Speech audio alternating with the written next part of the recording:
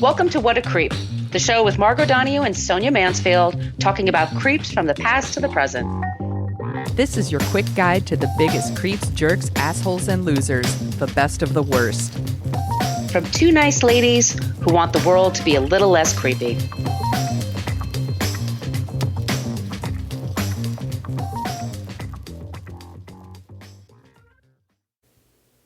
Welcome back to What a Creep. This is Margot Donohue, and my cohort in creepitude, as always, is the amazing Sonia Mansfield. Hey, Sonia. Hello, my friend. Hello, my friend. We are the podcast that talks about creeps from the past to the present. If this is your first time listening, welcome.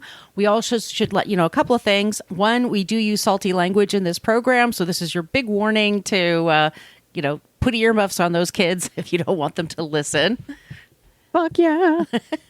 And also, we always end the program with somebody who is not a creep. So just keep that in mind. We will end it on a very positive note for all of you. I think you'll love our non-creep today. Oh, good. We have a Yay. basic Facebook page. We don't really follow that. We're much more interactive in our private Facebook group. You do have to ask to join and answer a few questions. Please do that, and you can come join us there. We're also at CreepPod on Twitter because somebody had What a Creep for over 10 years and never used it. Creep. We're at What a Creep podcast on Instagram, Threads, and Blue Sky. And also we have an old-timey email, whatacreeppodcast@gmail.com. And if you would like some stickers, please send us your email. We will drop them in the mail for you. Sonia, you want to tell them? It. Yep, we'll do it. Sonia, you want to tell them about what's on the website, our website? Yeah. Go to whatacreeppodcast.com, and it's everything you ever want to know about our show, but we're afraid to ask. You shouldn't be afraid to ask, Never. But go ahead and go there. There are links to all of our past episodes, and you can open those up in their blog posts, and we have all of our sources because we source everything we do. We're not making this stuff up. We want to give people credit for the work they've done. If you're looking for a deeper dive on any of our creeps, that's a fabulous place to start. So do that. There's also a link to our Substack, which I really should update. And there's a link to our merch shop where you can get t-shirts and tote bags and face masks because the bird flu's coming, y'all, and COVID's never went away. And get some face masks. They're really comfy. I'm thinking about ordering some new ones. Did you hear about in New York, our illustrious mayor and governor? I did see this headline. They're trying to get it so that you can't wear a subway mask on the subway to bring down crime, crime has already been down. And it's not because of the masks. And people have been wearing masks on the subway. I've moved to New York in 1995. I mean, normally they were Asian people, to be honest, because they knew better, basically, than the rest of us. But there's always been masks, and that's just stupid. And if you want to wear one, wear one. We do. It is, it will help you quite a bit. But anyway, sorry, Sonia. I always wear a mask when I'm on public transportation. Yes. It's gross because people are gross. And you don't smell the stinky people. I mean, there are, it covers your bad breath. I mean, there are some positives there. I'm like, mind your business. Yes. If people want to wear masks, let them wear masks. It's not your business.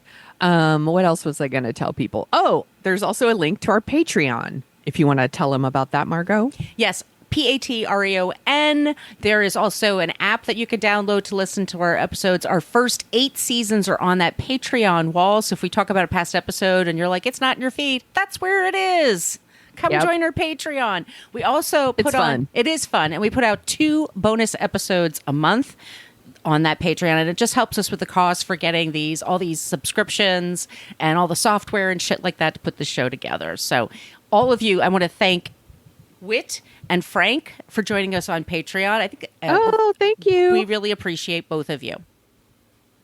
And also, go ahead. I was just going to say, I think you were going to say this too.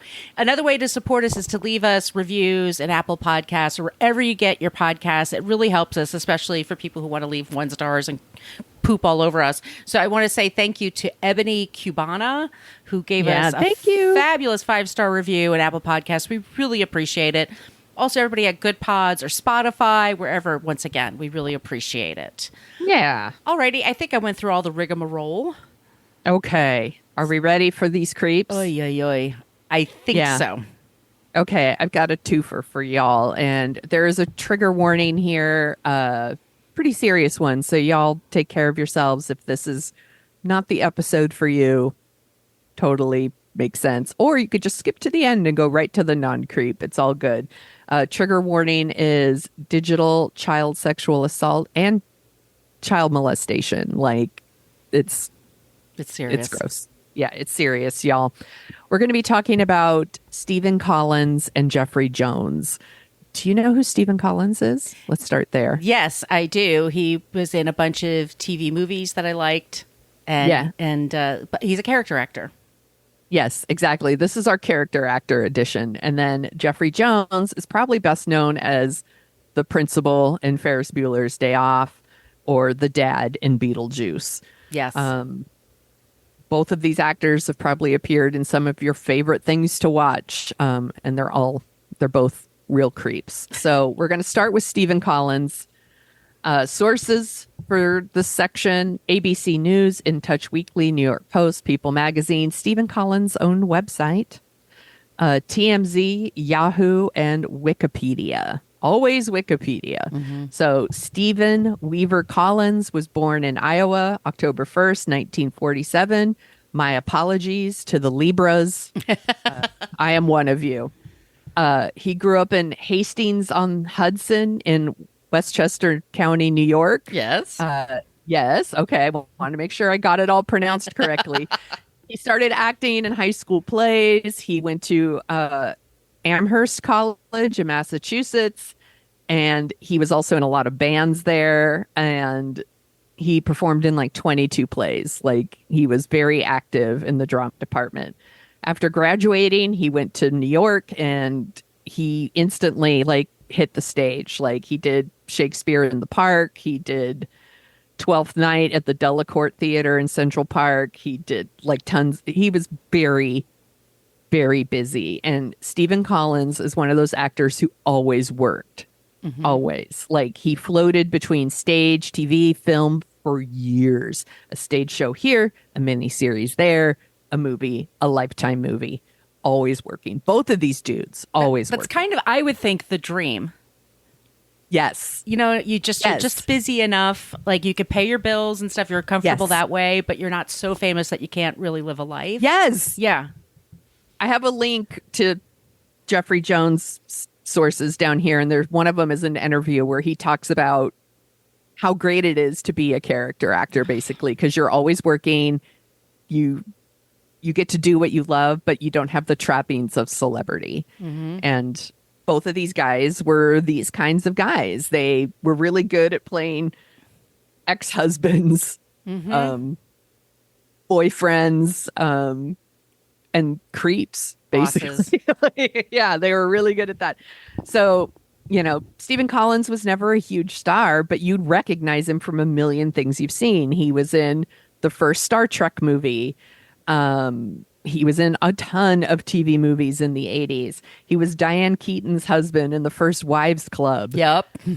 But probably most known for playing the wholesome father on the very wholesome show Seventh Heaven, which is why what he did is even more creepy. And that show was on the WB, which was a network that existed back in the day from 96 to 2007. He also wrote a couple of novels. I read one of those novels. Oh, which one do you remember? The first one that he did, and I don't know what it's called. It's called Eye Contact. I think so, and it's about a woman who's an exhibitionist. Oh, okay. And I remember reading it going, whoever wrote this is really creepy because he has weird ideas of what women do. And it's basically a woman who gets naked and has sex with people, out of nowhere. She's like, I need to fuck that couple right over there, that kind of thing. Yeah. So sometimes when men write women, they're telling on themselves. Oh, absolutely they are. And there's a whole genre on Reddit of bad sex scenes in romance novels and books. And it's usually the men that write really her heaving breasts were doing this and that. I want to just say also, sorry, this was the first time that I realized I got this paperback and Jamie Lee Curtis made the blurb and it was on the front cover. And now I realize that's a warning. When it's just some random celeb praising, they're okay, they're just doing a friend a favor. They don't really. Yeah. Exactly. That is it's so interesting that you read that. That's hilarious. So he was married from 1970 to 78. It didn't last. And then he was on a drama series called Tales of the Gold Monkey. I'm sure everybody remembers where they were when that show dropped. And that's where he met, excuse me, actress Faye Grant, and they hit it off and they got married in 85. You might remember her. She was in The Greatest American Hero, and then she was in the V miniseries. So, which if y'all haven't seen the V miniseries, it was a phenomenon when it came on. Like It was like 85, right? yeah, exactly. And it was like a big deal. And it was about like aliens coming. It was, And they ate mice or rats. They ate, I right? think they ate rodents. rats. Yeah. And like, oh, it was creepy. Yeah. What I remember was there was like a woman in the show. She had sex with an alien and then she had an alien baby and the baby's born. And it's like, and it has like a really long tongue. And I was like horrified by it. Anyway, so they were married for like 20 years. More than 20 years, I should say. And, you know, you could go online and see, and there's pictures of them like walking different red carpets and going to premieres, and they look like a happy little family. They have a daughter, but like a lot of couples, more complicated than you think. And they started having problems, and they were doing couples therapy, and they were headed for a messy divorce. And you're going to find out why here in 1 second. So while they were in marriage therapy, Faye started secretly recording the sessions. Ew, Pretty sneaky. that is sneaky. Yeah. So in an interview later, Collins said that Grant had secretly recorded like everything, and he didn't know his wife was wearing a wire basically until after one of the sessions. And he says That would be shocking. I'm sorry. Yeah. She took me to a stairwell and she told me there, she revealed, I was wearing a wire. I recorded that session. And she's like, here's our settlement and you're going to sign it now, or that recording's going to find the way to the media. And he said, I always said this, marriage is absolutely unfathomable. You think you understand someone else's marriage. Nobody does. Yeah. And basically, I'm like, okay, but also, she's not the problem here, dude. Right. There's a reason why she was recording it. So she did like hand over the tapes of their sessions to the NYPD in my God. 2012 because he was molesting people and exposing himself to girls, to children. Mm-hmm. And one of the victims was wanted to file charges. Right. And she's like, I here, hands over the tapes. Because that is, So- yeah, Yeah, a crime. exactly. And even with the recording, like nothing happened. Like he didn't get charged with anything. It just sat there for like 2 years. And then the recording was leaked to TMZ. Leaked. I'm going to put that in quotes. Well, I guess it is a leak, actually. I shouldn't put it in quotes. And that was like 2 years later. So nobody knows who leaked these recordings. Grant says that she didn't do it, but maybe she did. He says that she leaked it. And she's like, no, and I hope he gets the help he needs or whatever. She also claimed that he's a narcissist with sociopathic tendencies. She said that he would use his celebrity status to like groom, families. Like he would gain their trust and then he would assault their children.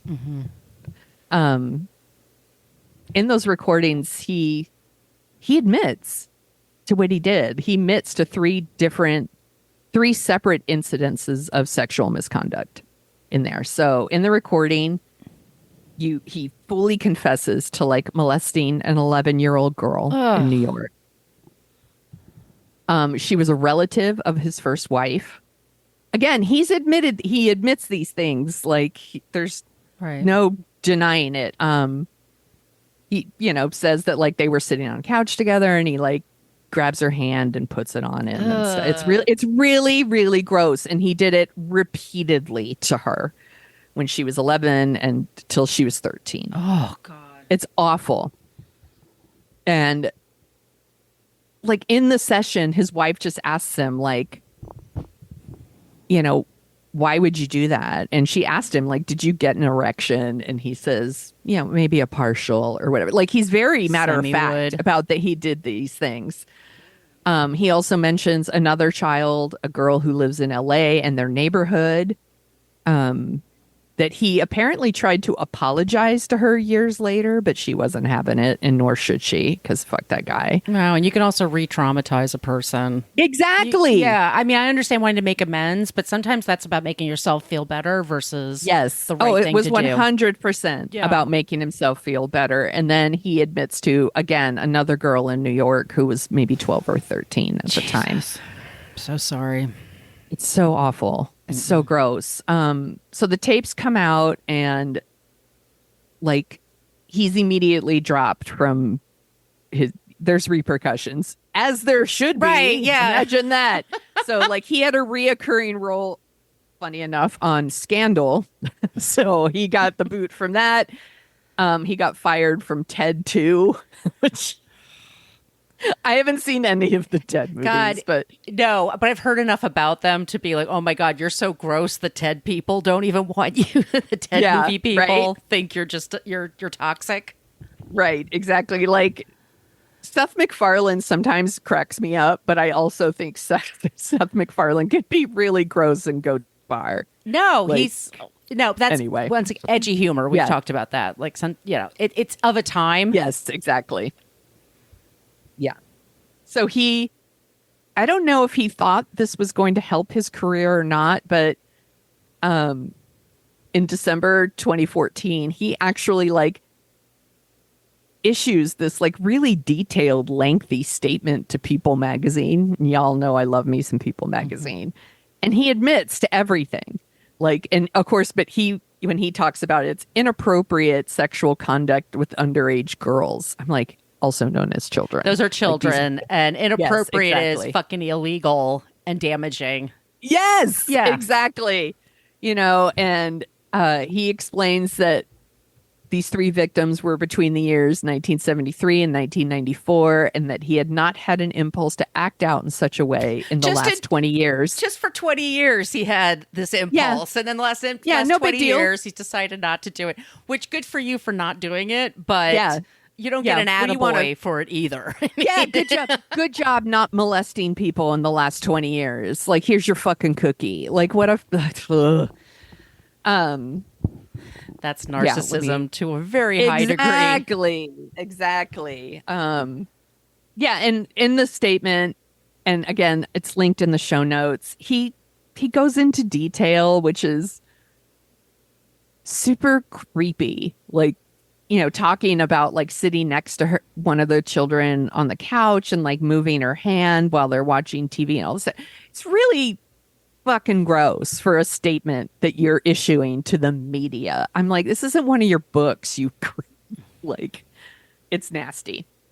And then he, does the whole like 40 years ago I did something terribly wrong and I deeply regret it, and I've been working to atone, and then he tries to blame his wife. She released the recordings during a confidential marriage therapy session. The session was recorded without my therapist or my knowledge or consent. And it's like, those things are true. Like, that's not cool for the therapist, but also whatever, Yeah. man, you're a fucking creep. I have no empathy for your Outrage fact about being that you're, recorded. yeah, exactly. I'm sorry. I know that we're not supposed to secretly record people, but also fuck off. You were molesting children and I don't have empathy for you. So, and he actually talks about how he tried to like apologize, and he even said, but I could have I made things worse for her. And I was like, yeah. And then after he issues his lengthy statement to People, like, more stories came out, because this is what usually happens. It turns out, it's probably not just these three children. And he also, the wife releases an email that he says, like, he was so glad that they had a daughter. He was worried that if they had a son, that he would want to molest the son. What? Yeah. it's he says something really gross to the point where I was like, I don't know if I should even No, say. don't. No, yeah. Yeah. It's in the notes, right? It's in the show notes. You can read the People magazine article yourself, but he talks about like basically he didn't know if he would be able to not molest their son, which is, and he says that it's untrue, but it's documented, so take what you will from that. After his confession, he's never charged with a crime. I don't know why that is, if that's like a statute of limitations Sure, at the time, situation. yeah. Or maybe the people not wanting to come forward, or I mean, it sounded like someone was trying to come forward, which is why these things were turned over to the police in the first point. But I'm first sure place. there was a statutes and limitations, especially back then. I mean, it's only in the last so few years that they've like actually opened a window and said, Yeah. okay, if this has ever happened to you, now's the time to do it. And that's when people have to be like, all right, get a lawyer, get some evidence. Yes. You know, you got to go through all this shit now and might be turned down. You might be turned away.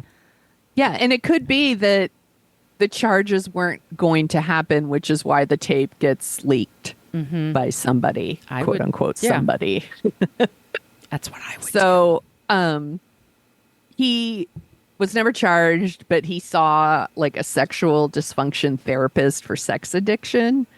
And he doesn't work. He's living in a small town in Iowa. Like, you Google his name, he was spotted by like paparazzi. I don't even want to say paparazzi. I think somebody just snapped a shot and was like, "Oh my God, the dad from Seventh Heaven lives here." I'm sure he And, made like, some decent money back in the day, and maybe he for saved sure. some. Yeah, Again, but dude yeah, was you can't. always working. Yeah. But who's going to hire him? I mean, Yeah. yeah. So that's him. And now we're going to talk about Jeffrey Jones. And sources for this one are Entertainment Weekly, Hollywood Reporter. I have a link to an interview with Jeffrey Jones that's on YouTube, and then Wikipedia. So Jeffrey Duncan Jones, born September 28th. Again, a Libra, y'all. Sorry, Libras. 1946 in Buffalo, New York. By all accounts, a really smart dude. He went to Lawrence University in 1964 in Wisconsin. He was pre-med. Yeah. And his mother apparently was like, "You should try acting."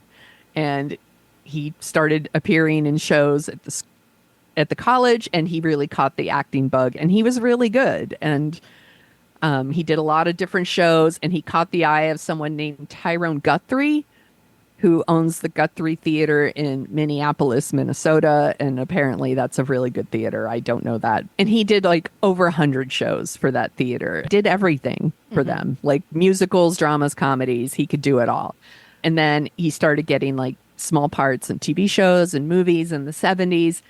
And then in the 80s, it's like him and like the guy who played Walter Peck in Ghostbusters. Like, these two dudes were so good at playing creeps and weirdos and assholes. They were so good at that stuff. I used to mix them up. All. It's like the red hair, the big eyes, like so Jeffrey Jones does Amadeus. Yes. Which he gets his only Golden Globe nomination for Best Supporting Actor. He doesn't win, but he's really good in it. And then he does, things like Howard the Duck. And then the big things are like Ferris Bueller, which he's really funny. In Ferris We're not saying Bueller. they're not talented, by the way. No, That's, exactly. Yeah. Like, he's so funny in Ferris Bueller. Like, He's it's a good very actor. wild. Yeah, it's very Wile E. Coyote. Like, everything he tries to do goes wrong. If you haven't seen Ferris Bueller, there's some funny shit in that movie.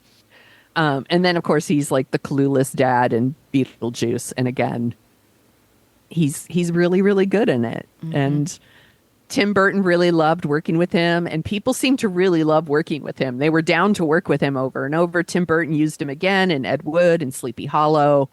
Like, he was an actor's actor. People liked him.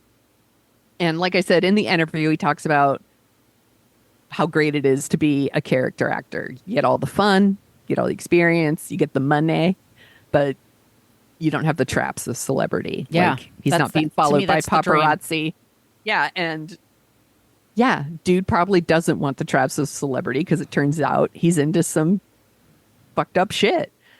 So in 2002, the story's very convoluted, so stay with me Okay. here. The LAPD were investigating some sexual abuse allegations from a 17-year-old boy. He says when he was 14, Jones, who would have been 56 at the time, took sexually explicit photos of him for September 2000 to May 2001. So he 14? and yeah, he was 14 Ninth at the grade, time. maybe? Oh, Jesus. And he says like he paid him to pose nude on multiple occasions. One time he's like wearing a cowboy hat, and another time this is like he's with a bunch of stuffed animals, Oh, which is to make him appear even younger.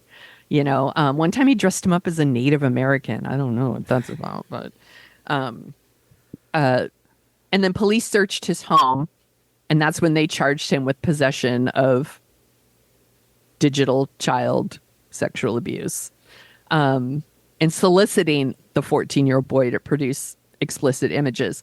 So I mentioned this is a little convoluted because this also tied into they were investigating Paul Rubens.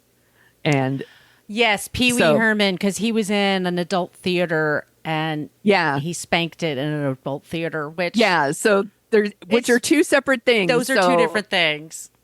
So what happened was, this is how it all happens. So a few years earlier, it would have been 91, I think, 91. Pee Wee Herman is arrested. Sorry, Paul Rubens, who plays Pee Wee Herman, Right. is arrested for basically indecent exposure in a adult theater in Florida.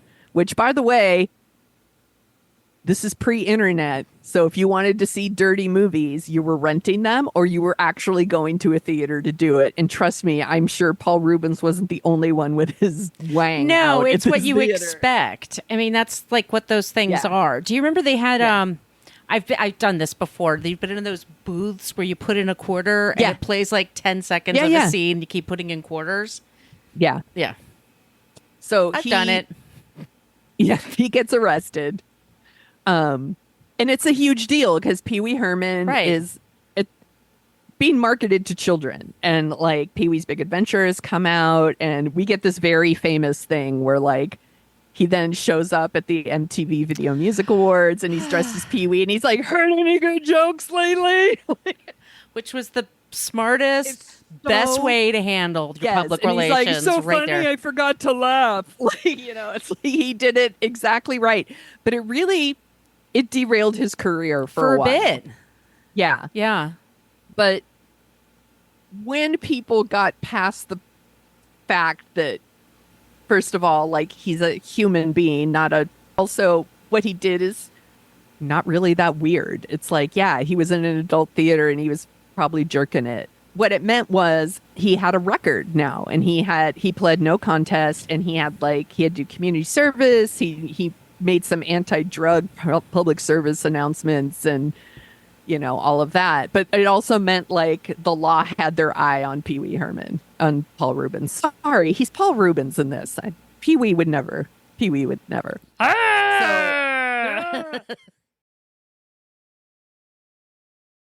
So it's at some point. So they have his eye on him when they are talking to this boy he also mentions like that he heard that Paul Rubens has stuff. So there was also like, as they searched Jeffrey Jones's house, they also searched Pee Wee Herman's house. Paul Rubens' house.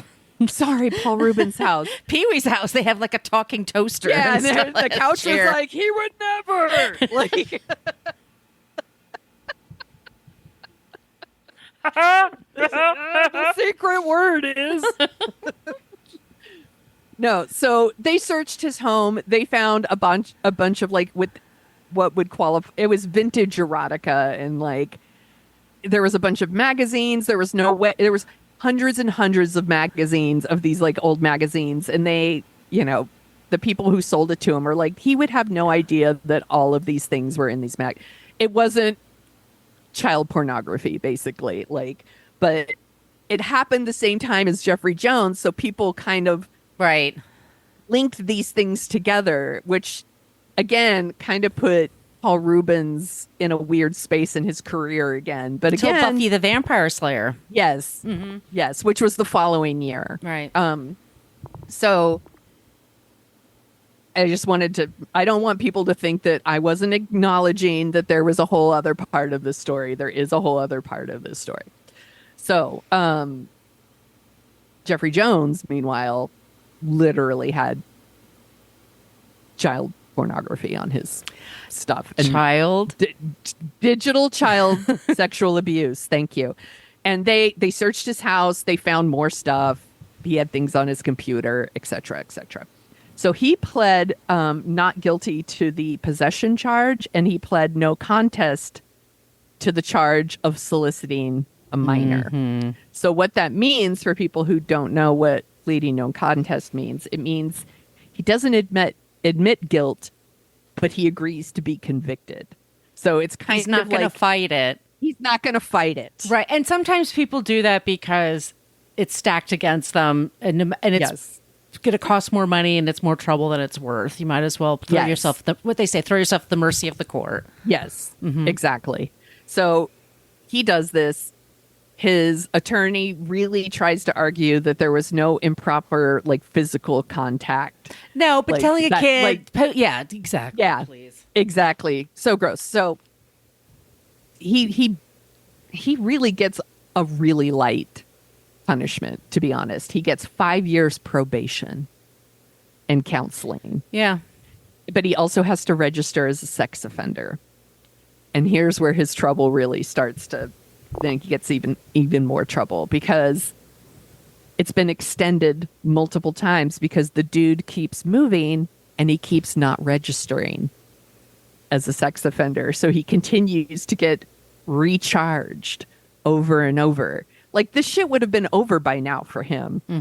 But he doesn't want to. I don't know if he doesn't want to do it or what, because you would think, I don't know, if you're being charged with something like this and it is you are obligated to register as a sex offender. I don't know. It seems like something you wouldn't forget every time you No, move. but he doesn't want to have that stink on him anymore. And- Exactly, but yeah, well, which too I bad. understand, Yeah, but too right? fucking bad. Yeah, Yeah, so he's been arrested twice for failing to update, including once in Florida and then again in California in 2010.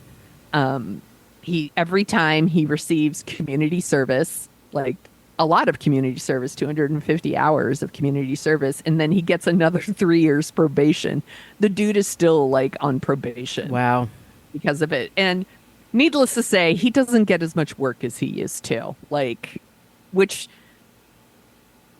means there's probably more to the story than we know.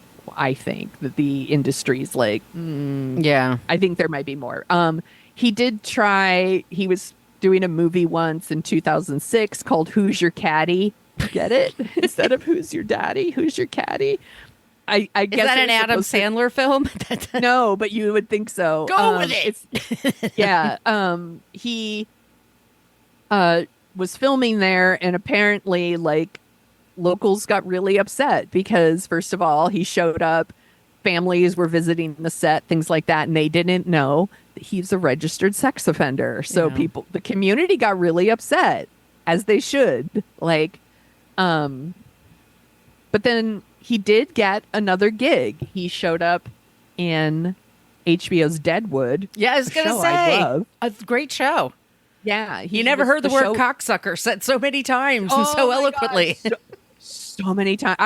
I loved this show. I love Deadwood. Honestly, I forgot he was even in the show, and I didn't know the stuff about him when I watched it, to be honest. Like, this is stuff I learned years later, probably when we started doing this podcast. Yeah. That someone's like, have you done this guy? So he was in Deadwood for, like, it was only on for 2 seasons, which is a crime. I think it was in too my opinion, as expensive well. or something for the It was time. pretty expensive. Yeah. So good. It was a good thing. show. Good. Yeah, and there was a Deadwood movie in 2019 and he was in that as well. So but other than that, he does not work.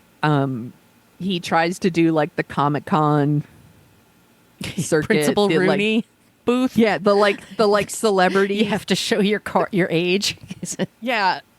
It's not working for him. I've seen some videos of people who run into him and like he seems like he's always super nice to people who approach him, of course. Oh, yeah, and and take pictures. Because again, people don't know. Like again, researching for this episode, like people are like, I just learned blah blah blah. Like they don't know. They have no idea. Even like Justin Bieber saw him one time and took a picture with him and posted it on Instagram, and people are like, "You might want to take that." They don't know. No. A new Beetlejuice movie is coming out. I think this summer, right? Yeah. And he is not in the movie. So if y'all are wondering, they've killed off his character, which, in the Beetlejuice world, he could still be a ghost, but I guess he's not going to be. Yeah. He's not in it at all. Like they are done with him. So that is our other creep, Jeffrey Jones. So Good Stephen job. Collins and Jeffrey Jones. Good job, Sonia. I listened to a show called Sam Pancake Monday Afternoon Movie, Yeah. and he talks about TV movies from the 70s and 80s, and it's usually kind of fun. I mean, they do have those, the very special episodes like Helen Hunt jumping out of a window on angel dust, like Angel Dust was her remember that movie one. and stuff like that. But he did one recently, an episode with Margaret Cho, and it was all about Fallen Angel. Do you remember this TV movie? You might have been really young. You're a couple Angel. years younger than me. So it was about Richard Mazer, who was Anne Romano's boyfriend One Day at a Time. He was their lawyer. Mm-hmm. He's been in a million jillion things. I can't even, Richard Mazer's like another character actor, not a creep. But he plays a creep. He plays a guy that's drawing in kids to make these kinds of movies. And there's a girl named Dana Plato who was 16 at the time, but she always looked much younger. She was in Different Strokes. No, she was in not Different Strokes. You're thinking Dana Plato. She was Dana. What was her last name now? Now I'm blanking on it. But Fallen Angel. She was the sister in National Lampoon's European Vacation. Yes. All right, I know who you're talking about. Yes. So that Dana was diabetic, and that was one of the reasons why she was smaller, because she was always on a lot of medicine, and she was very petite, and she looked much younger than she actually was. She plays a girl that's only like 11, and it's in California, and Richard Mazer basically, grooms her and some other kid, and I remember as a little kid watching it and thinking one of the boys was cute. And then I looked at it a couple weeks ago because this episode came out. And I realized he was 11. I was like 9 maybe. And so, so I saw this when I was 9, and it's creepy fucking shit. It's on Freevee, Tubi, it's on, you can see it. It's called Fallen Angel. But anyway, there's a whole scene in the movie. Melinda Dillon plays the mother.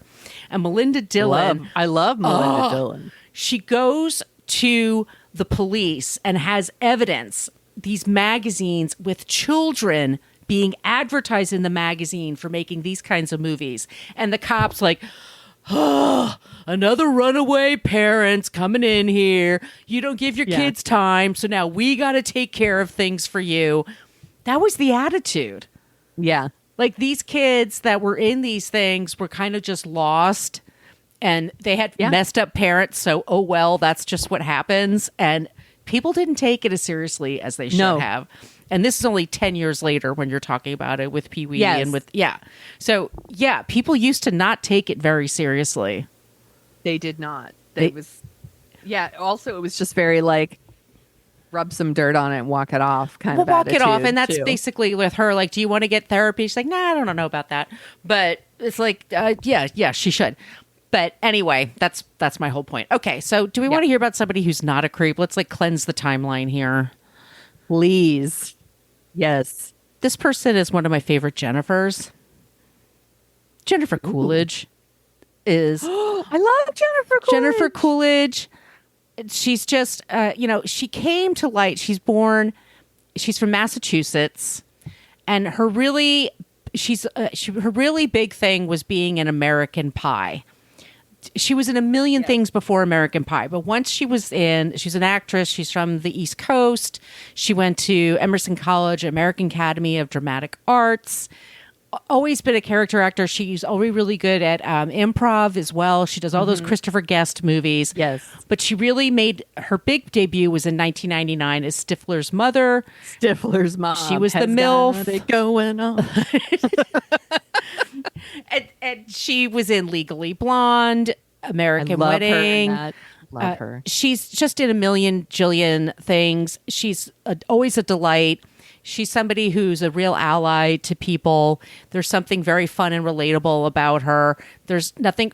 The White Lotus. I mean, is there anything better than her in The White Lotus? Nothing. Oh, God. She's so good. She also dated Chris Kattan for a while. Like, okay. What? I that know. Seems like a weird match. That to me, I don't get. Mango? I mean, she would eat him alive. Well, maybe maybe that's their thing. That's where he went. I don't know.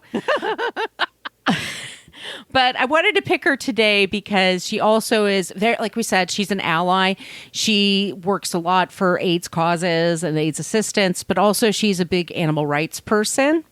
Oh, and she's a vegan, and she was crowned. And we're not huge fans of PETA, but I do like. She was PETA's vegan queen in 2023.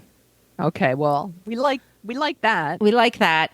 And she also adopted a dog named Chewy that was rescued from a meat factory in Korea. And she's one of the most impersonated drag queen people out there. No doubt. And apparently she No gets doubt. like people who go up to her all the time and do imitations of her. And I think don't do that if you meet her. Just let her be her. Yeah. Just don't impress her with that. But that's our non-creep this week, Jennifer Coolidge. An amazing character actress. Character actor. It makes me want a hot dog real bad. I like soup. We like talking and not talking. Talking, not talking. I love her. That's a great choice. That's our show this week. And if you have suggestions, we do recommend that you reach out to us. All those places I mentioned at the top of the show. We love it when you use the Annie Potts gift from Ghostbusters. We got one. They just had the 40th anniversary here in New York outside the Firehouse. Oh, that's which amazing. is like 4 miles from my apartment. I didn't know about it until the next day. Our email, once again, is whatacreeppodcast@gmail.com. And if you would like some stickers, let us know. We also co-host a show called Dorking Out, where we dork out about movies. And Sonia, what are we talking about next? My sister has been asking us to talk about Can't Hardly Wait for years. So we are finally going to talk about Can't Hardly Wait. You shared a clip in our What a Creep group. People are really excited. A lot of them grew up watching this movie. Yeah. Somebody else commented, I have a feeling this is aged like bananas. And I suspect that person might be right. I think it's streaming everywhere. I saw it on Criterion. And I was like, well, if it's on Criterion, but Criterion is kind of a wild card of a channel. It is fun to kind of check out Criterion, even just to see what they have that month, like what they put in there. But anyway. I think this is going to be a good conversation. I know that you've watched this and I've already watched it, the documentary Bratz. Yes, we're also going to talk about Bratz. Yes. We'll save that for then. And then we're also going to talk about Below Deck, whether or not the chef should be woken up in the middle of the night. This is very important. We have thoughts. We have thoughts and feelings about this. Sonia, where can they find you? You can find me at thesoniashow.com and The Sonia Show on Twitter, Instagram, TikTok, wherever you are. I'm there. Probably talking about Below Deck or Love Island or something. Or Vanderpump. Really important stuff. Or Vanderpump Rules. Really important stuff.